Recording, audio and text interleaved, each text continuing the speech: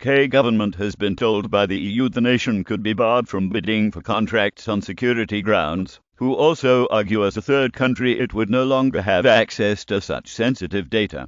In response, Prime Minister Theresa May has asked the UK Space Agency to lead a task force of engineering and aerospace experts to develop options for the UK's own global navigational system, with the capability to guide missiles and plan operations.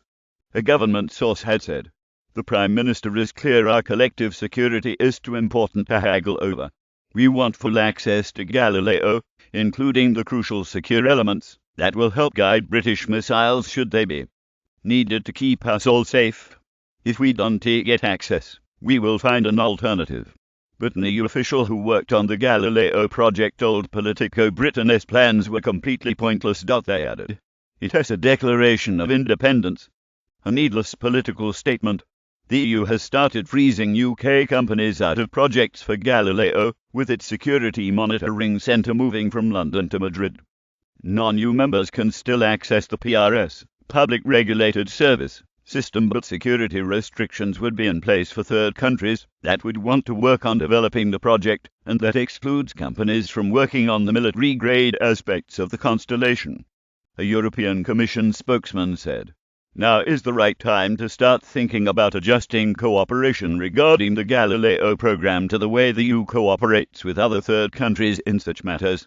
Theresa May has asked the Space Agency to lead a task force of engineering and aerospace experts. British ministers warned its absence will delay the development of the US £9 billion project, which is expected to be fully operational by 2026. The Department for Business, Energy and Industrial Strategy said, "Without the assurance that UK industry can collaborate on an equal basis, and without continued access to the necessary security-related information, the UK could be obliged to end its participation in the project." The UK has paid 12% of the total cost of the Galileo project, while British companies have secured 15% of the contracts, with key agreements previously awarded to the likes of Airbus Unit Surrey Satellite Technology and Astrium.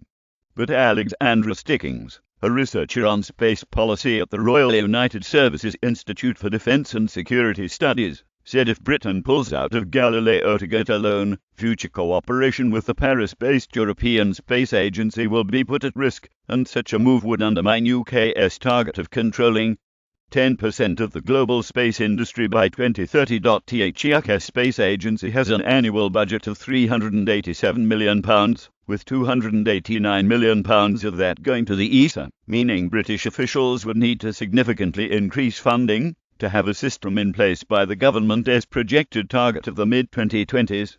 There are currently 4 global navigation systems in orbit: Galileo, GPS, Russia's GLONASS and China's BeiDou, while attempting to launch a 5th British version is seen to need years of development and billions of pounds in spending to copy those already in place.